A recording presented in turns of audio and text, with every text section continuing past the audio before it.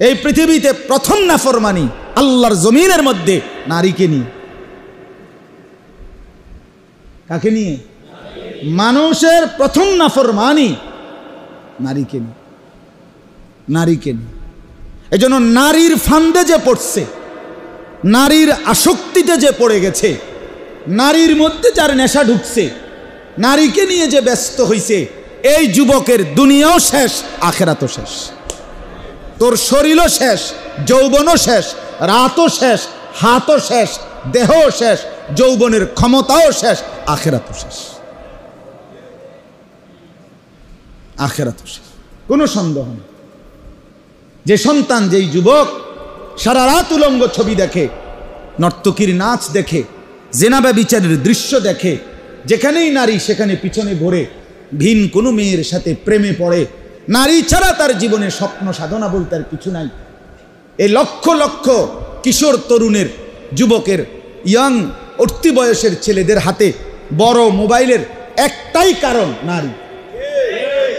এক সপ্তাহ, চেয়ারম্যান সাহেব, এক সপ্তাহ শুধু চ্যালেঞ্জ করলাম আমি, এক সপ্তাহ যদি এই কথা সরকারি বা কোনোখানে বা আন্তর্জাতিকভাবে সিদ্ধান্ত হয় যে নারীর কোনো ছবি কোনোভাবেই মোবাইলে আসবে না, কোনোখান দিয়ে টিপলেই আইতো না, বইটির ছবি আইতো না, এক সপ্তাহের ভিতরে হাজার হাজার বড় মোবাইল কটকুটিওয়ালায় কটকুটি খাইব,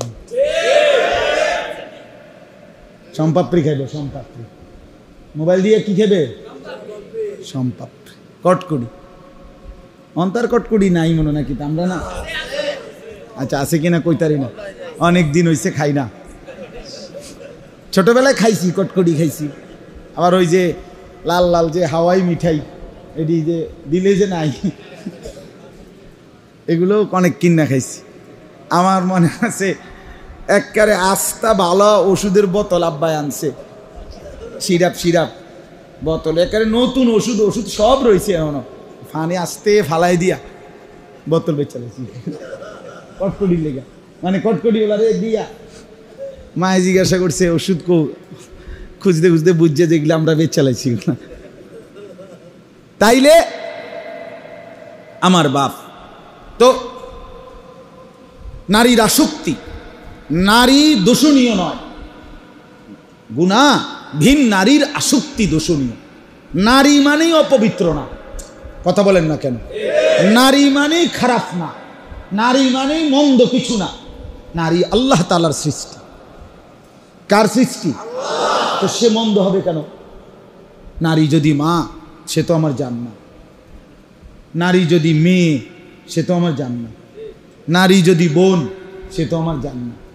নারী যদি স্ত্রী, সে তো আমার চরিত্রের, আমার আখলাকের সবচেয়ে বড় সার্টিফিকেট। রাসূলুল্লাহ সাল্লাল্লাহু আলাইহি সাল্লাম বলেন, খাইরুকুম খাইরুকুম লিনিসাইকুম ওয়া আনা খাইরুন লিনিসাই। তোমাদের মধ্যে সর্বোত্তম পুরুষ, চরিত্রবান, উত্তম, যে তার স্ত্রীদের কাছে উত্তম। আমি মুহাম্মদ আমার স্ত্রীদের কাছে উত্তম।